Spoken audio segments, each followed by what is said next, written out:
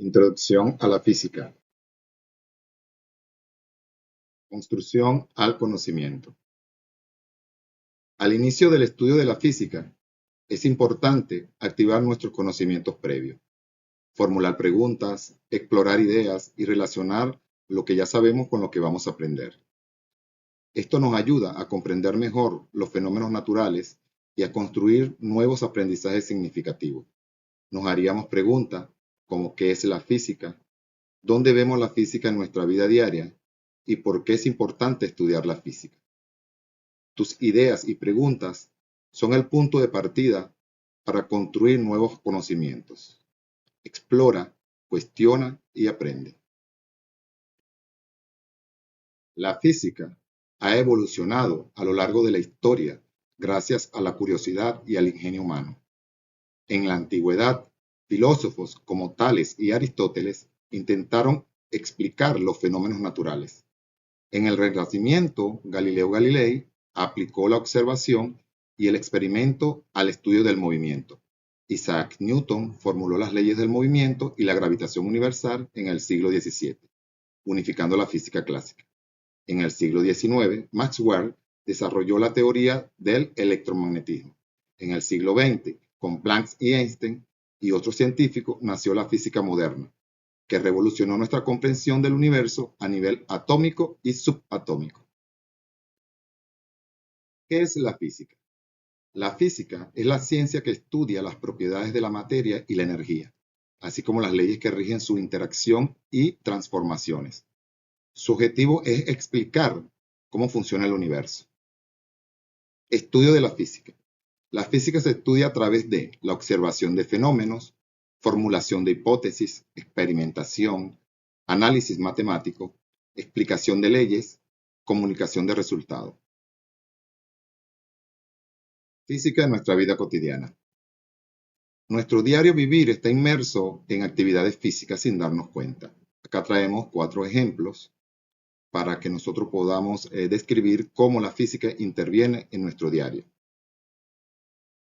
Como andar en bicicleta, donde interviene las fuerzas, el equilibrio y el movimiento. Como cocinar, que trata de transferencia de calor, ahí interviene la física termodinámica. Cuando usas un espejo, interviene lo que es la parte de la física óptica con reflexión de la luz. Cuando dejas caer un objeto, interviene la física mecánica con la acción de la gravedad. En conclusión, la física está presente en todo lo que hacemos y nos ayuda a comprender el mundo y a desarrollar pensamiento crítico y científico. División de la física. La física se divide en grandes áreas según su tipo de fenómenos que estudia. Primero tenemos la física clásica, también tenemos la física moderna, la física contemporánea y sus respectivas ramas. Si hablamos de la física clásica, se puede decir que estudia los fenómenos macroscópicos a velocidades mucho menores que la luz.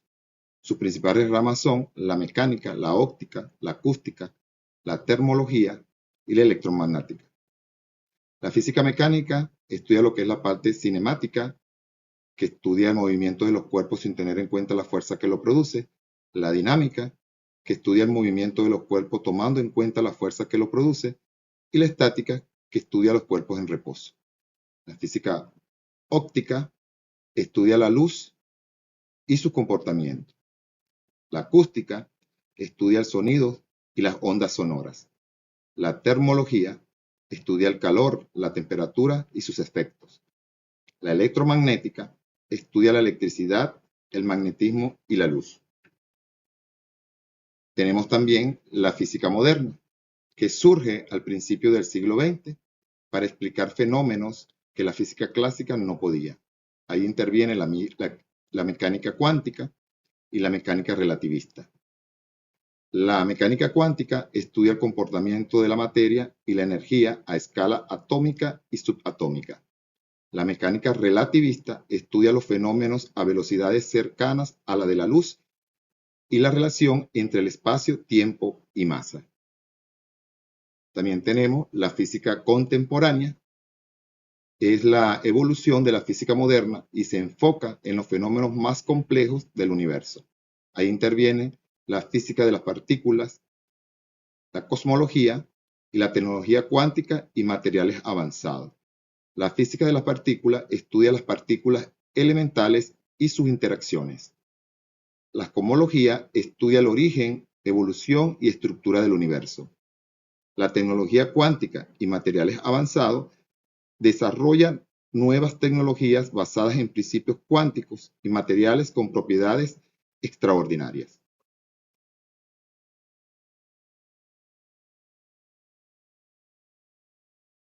Línea de tiempo. El origen y evolución de la física. De la contemplación del cosmos a la comprensión del universo.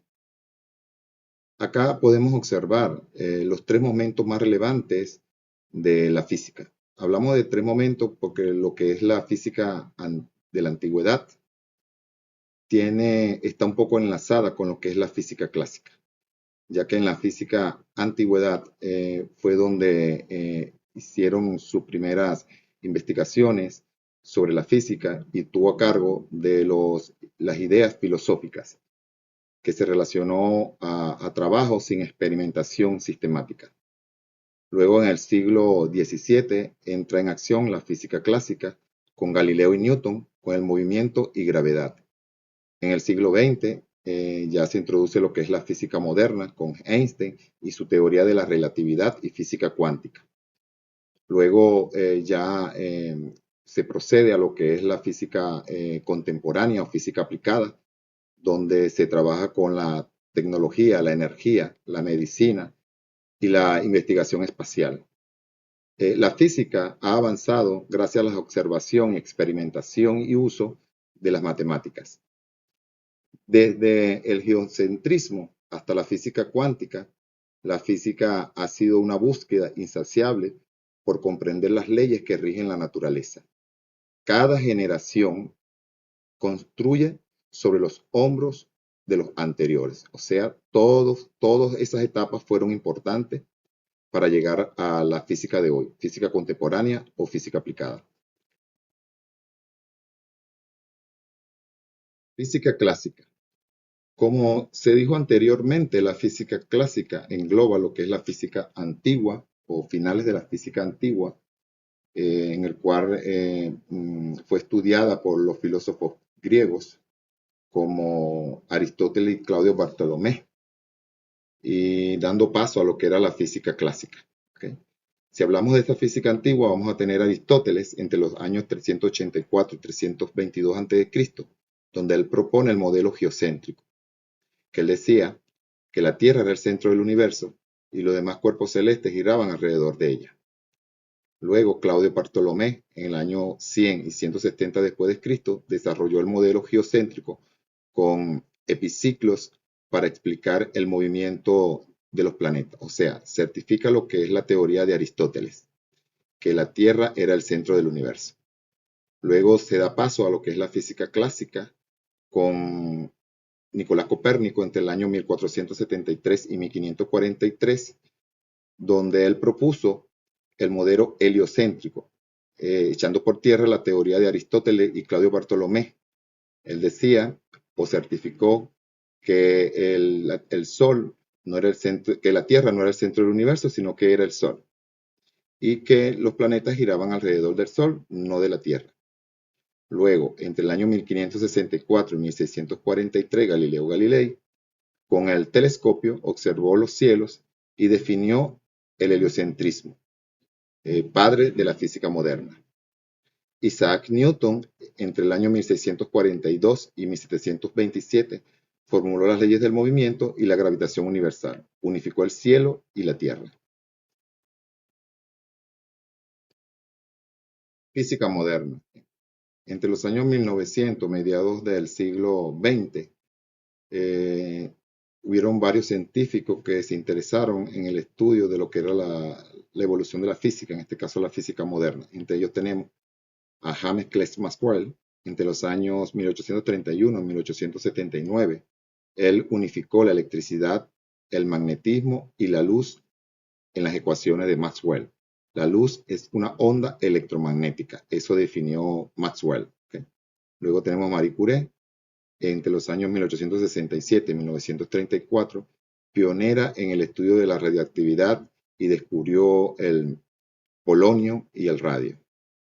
Luego tenemos a Albert Einstein entre los años 1879 y 1955, cuando él revolucionó totalmente lo que es la física con la relatividad espacial y general.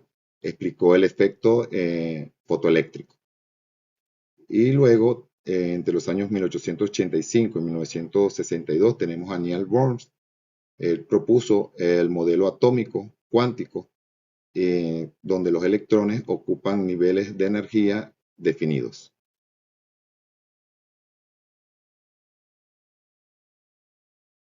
El estudio previo ya realizado en la física clásica y física moderna llamó el interés de muchos científicos para que se interesaran y estudiaran lo que era la evolución de la física. Y es cuando entra en acción la física contemporánea, desde mediados del siglo XX hasta hoy. Entre esos científicos tenemos a Werner Heisenberg, entre los años 1901 y 1976, que desarrolló el principio de incertidumbre, donde se refería que no se puede conocer con precisión la posición y el impulso. Richard Feynman, entre los años 1918 y 1988, contribuyó a la electrodinámica o la electrodinámica cuántica y la formulación de la física de las partículas. Neil Hodgkin, en el año 1942 y 2018, exploró los agujeros negros y el origen del universo. Unió la relatividad general de Albert Einstein y la mecánica cuántica. Y en nuestra física actual, hacia el siglo XXI, investiga la materia oscura, la energía oscura, la gravedad cuántica y desarrolla la tecnología cuántica. Del estudio de todas esas etapas de la física, tanto de la antigua, clásica, moderna y contemporánea, entonces se puede llegar a una conclusión de dos teorías fundamentales de la física, que es la teoría geocéntrica y la teoría heliocéntrica. La teoría geocéntrica, propuesta por Aristóteles y certificada por Bartolomé, nos dice que la Tierra está en el centro del universo y los planetas, el Sol y las estrellas giran a su alrededor. Sin embargo, la teoría heliocéntrica, descubierta por Nicolás Copérnico y certificada por Galileo Galilei, nos dice que el Sol está en el centro del sistema y los planetas, incluido la Tierra, giran a su alrededor. La física nos ayuda a comprender el mundo en que nos rodea, desarrollar pensamientos críticos y aplicar los conocimientos para resolver problemas. O sea que la física es la base del conocimiento científico y tecnológico. La ciencia y la física. ¿Qué es ciencia? La ciencia es el conjunto de conocimientos sistemáticos, verificables y organizados que explican los fenómenos naturales, sociales y mentales obtenidos mediante la observación y la experimentación. La ciencia se divide en grandes áreas para facilitar su estudio. Estas dos áreas son las ciencias formales y las ciencias fácticas. Las ciencias formales estudian los sistemas abstractos. Las ciencias fácticas estudian los hechos reales. Dentro de las ciencias fácticas tenemos las ciencias fácticas naturales, las ciencias fácticas sociales y las ciencias fácticas humanas. Las ciencias fácticas naturales estudian la física, la química y la biología. Las ciencias fácticas sociales estudian la sociología, la economía y la psicología. Las ciencias fácticas humanas estudian la filosofía, la historia y la lingüística. Método de investigación. Es el conjunto de pasos ordenados y sistemáticos que se siguen para obtener conocimientos confiables y resolver problemas. Método científico. Es el proceso lógico que utilizan los científicos para investigar fenómenos, obtener resultados y generar nuevos conocimientos. Dentro de sus características tenemos que es racional, donde se basa en una razón lógica, que es empírico, que utiliza la observación y la experimentación, que es sistemático, donde sigue pasos ordenados, que es verificable, que permite comprobar resultados, y que es reproducible, donde otros pueden obtener resultados similares.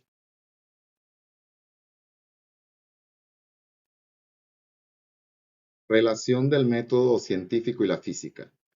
La física utiliza el método científico para estudiar y comprender los fenómenos naturales. A través de la observación, formulación de hipótesis, experimentación y análisis de datos, la física descubre las leyes y principios que explican cómo funciona el universo. Tipos de métodos científicos. Existen diferentes métodos científicos. Cada uno se explica según el tipo de fenómeno que se desea estudiar y el objetivo de la investigación. Tenemos el método deductivo, que parte de leyes o principios generales para llegar a conclusiones particulares. Tenemos el método inductivo, que parte de las observaciones particulares para llegar a conclusiones generales. Tenemos el método hipotético deductivo, que plantea una hipótesis y a través de la deducción y la experimentación se verifica su validez. Tenemos el método experimental, que se basa en la experimentación controlada para observar fenómenos y analizar sus resultados. Tenemos el método estadístico, que utiliza técnicas estadísticas para recolectar y analizar e interpretar datos. Tenemos el método observacional, que consiste en observar fenómenos tal como ocurren en su entorno natural sin intervenir en ellos. Nosotros en esta parte vamos a interesarnos en el estudio del método experimental.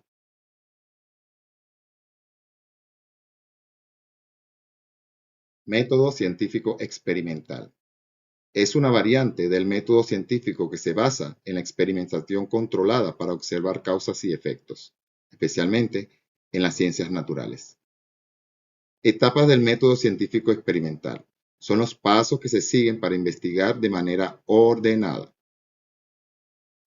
Primer paso, tenemos planteamiento del problema. Ahí se identifica y se define la pregunta que se quiere responder. Luego tenemos la observación, donde se observa fenómenos y se reúne información. Luego tenemos la hipótesis, donde se propone una posible explicación al problema. Luego tenemos la investigación, donde se busca información previa en fuentes confiables. Luego tenemos la experimentación, donde se realizan pruebas controladas para obtener resultados comprobados. Luego tenemos datos, que es donde se registran y organizan los resultados obtenidos. Luego se hace la comprobación, donde se analizan si los datos apoyan o refutan la hipótesis. Luego tenemos teoría, que es donde se da la explicación amplia que integra muchos resultados comprobados. Y por último tenemos o anunciamos lo que es la ley, que es donde se enuncia y describe un fenómeno de manera general y constante en condiciones específicas.